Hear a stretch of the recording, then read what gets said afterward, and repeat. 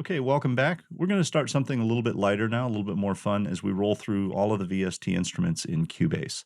And again, what we're going to try to do here is we're going to try to fill a gap between the manual and the factory videos, which do a great job of going through every icon and switch, but don't spend a whole lot of time on how or why. So the first section of this, we're going to just look at each one of the VST instruments, its architecture, what it's good at, and then 5 things you didn't know about each one. And then the second section, we're going to look at tips and tricks and how to tease out a little more functionality from each one of these instruments. Now, I have a project up here loaded with all of the VST instruments that come bundled in Cubase, and I've color-coded them by their basic function. So this the first one, Halion Sonic SE, and the very last one down there, Groove Agent. These are your sample-based workhorses that are going to be the most convincing. Then the 2 purple guys here, Loop Mash and Pad Shop, are probably the most exotic. Loop Mash is essentially a DJ tool, does mashup stuff, and if you need Loop Mash, nothing else will do. If you don't need Loop Mash, anything else will do. And Pad Shop, like its name implies, is essentially a pad synth, pad engine, and it's interesting, but it's complicated. And so both Loop Mash and Pad Shop require a little bit of care and feeding to get the right results out of them. And then the remaining 3 that I've put in orange here, Mystic, Prologue, Retrologue, and Spectre, these are your powerhouse synthesizers, and these are going to sound like a synth and nothing else. Now on the right-hand side, I've got the VST instrument rack open, and I want to go over just a couple of general controls here before we get into the meat of the first synth. And the first is this drop down in the corner, which allows you to show and hide all of the quick controls for each one of these VST instruments.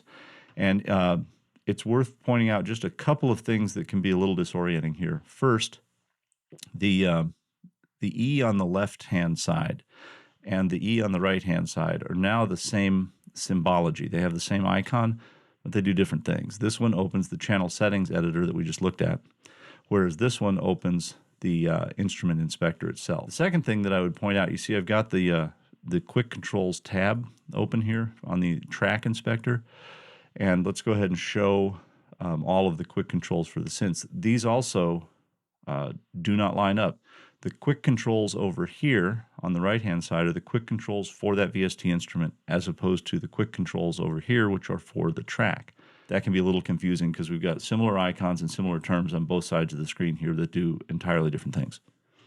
Okay, along those same lines, let me show you 2 other aspects of this to just stay well-oriented. I'm going to close up those quick controls, and at the moment you see that the layout of the VSTs in the rack, Halion, Loop Mash, Mystic, match the track layout. Because they're created in the same order. What's not going to happen is if I move Mystic up to the top of the stack here, nothing changes in the rack, and I'm going to group all of these together here. Last but not least, this business of opening and closing the quick controls. If you notice, I select a track, it opens the controls for that instrument, the quick controls in the VST rack itself. If I click on Spectre, the same thing, and pretty soon you've got them all opened up, and that can be cluttery. You have the option here, and then you may find you're constantly going back and hiding them. If you click on the asterisk right next to that, you have an option here to enable show VST quick controls for 1 slot only. If you select that option, make sure that took, yep, now I just turned it off. Okay, if you select that option, it's going to open the quick controls when you select a synth, and then it's going to close that one and open the next one. So only one is open at a time. And again, just in terms of controlling your workspace, that can keep things cleaner. This orientation also will keep you from getting cross-wired as to what you're editing on the left and the right, because you can see each time I select a synth, it's obvious on the right-hand side, or excuse me, each time I select a track, it's obvious which synth we're talking about because its control surfaces open up. So, okay, the first synth we'll look at is the oldest one in the lineup. It goes back to version 4, and that is Mystic. Mystic is an impulse and comb filter architecture, and you have the option of selecting the initial impulse, or that's where the sound originates. In other synths, this concept would be the oscillator or the sample. And it actually has sort of 2 sides. You'll see there's an A side and a B side here. So you've got 2 filters and 2 envelopes and so forth. If you look, the instrument's kind of split down the middle. But you only have 1 selectable impulse at the top. So one of the things that's not obvious here is that there is a second impulse, but it's it's locked to a sawtooth. So you can select the impulse for the A side. The B side is always going to be a basic sawtooth wave. The second aspect of this that you need to be aware of is there are a lot of, not really hidden controls, but there are controls that aren't obvious. So for example, the pitch bend range and the polyphony or max number of voices are selectable, but that's in sort of an odd place. These can be set pretty obviously with drop downs. You can also click and drag in the comb filter to create your own. And you may notice that whatever you do on one side, the other side is its mirror image. Then the envelope areas down here, you can click and drag within those to make adjustments. And we'll see there's more control coming in a second. The big sort of radio dial controls here in the middle are fairly obvious. And one thing I would point out with all of these older synths, there's no tooltip support. So if you hover your mouse over the different controls here, it's not going to help you out. If you open the help menu under documentation and go to the plugin reference, they're detailed in there. Although there's not a lot of how-to, it will go through and explain what each of the controls are, what all the icons mean, and so forth. Then at the bottom of the instrument, and we're going to see this on all three legacy synths, you have 4 tabs, 4 buttons that call up other hidden controls. The first is the LFO or low frequency oscillator. And some controls are very obvious, the speed and depth. The thing I want to point out is this user interface has a mix of drop down and hidden. So up at the top for your filters, it's very obvious. There's the circle with the triangle. It tells you click here, you're going to see stuff. What's not obvious is that in the modulation destination and velocity destination, it's not obvious that you should click here, and it's going to open up a huge number of options. So you can take your modulation and send it to any of these variables. So for example, volume or panning.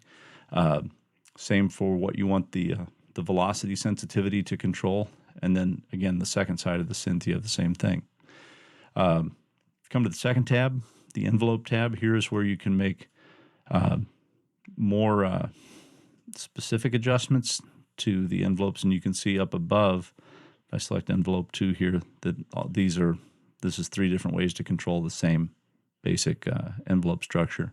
The third tab, and this is common to all the legacy synths, is the vent tab. And this is where you're going to set up modulation, wheel, velocity, aftertouch, and key tracking behaviors. And by now it's obvious that these sort of unmarked black boxes each contain options. So if you want your modulation wheel to affect the detuning, you would come down and set it here.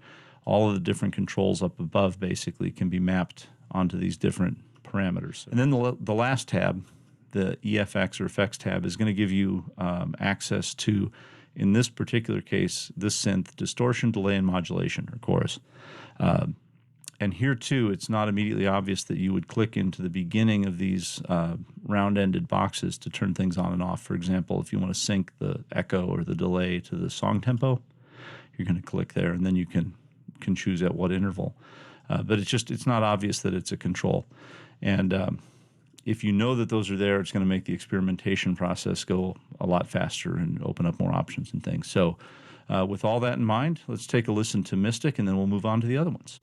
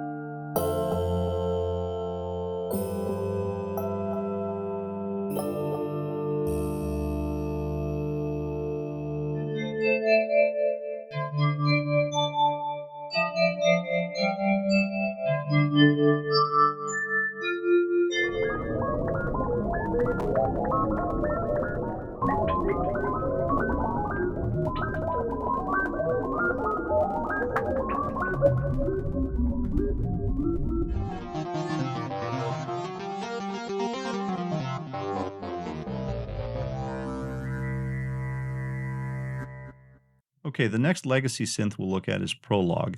And of the 3 older synths, this one has enjoyed the longest lifespan and certainly enjoys the most support today, probably because of its ability to produce really, really cool bass sounds.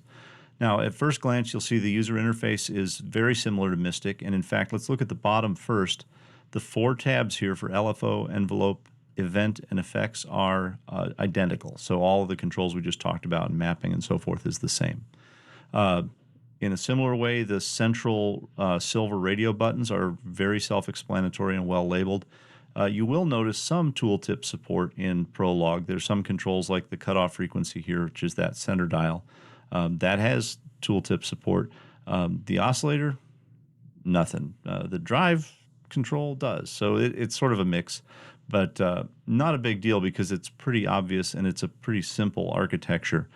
Then the one thing that can be a little bit baffling is the second ring or second donut here. These are your filter shapes, your fundamental filter shapes, which you select by clicking around there, which is kind of a neat way to do it.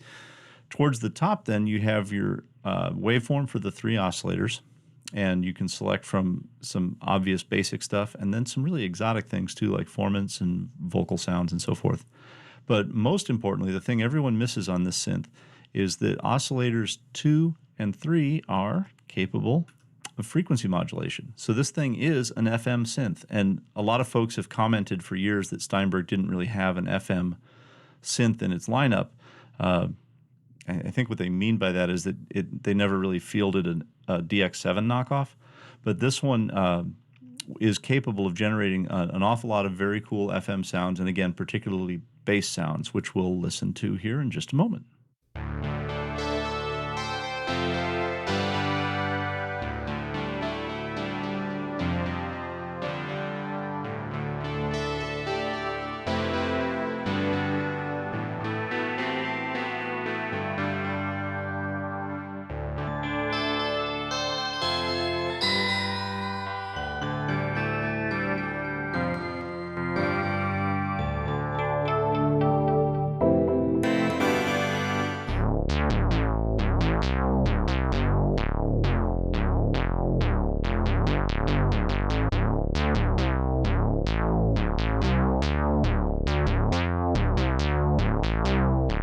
Okay, the last of the legacy synths we'll take a quick glance at is Spectre.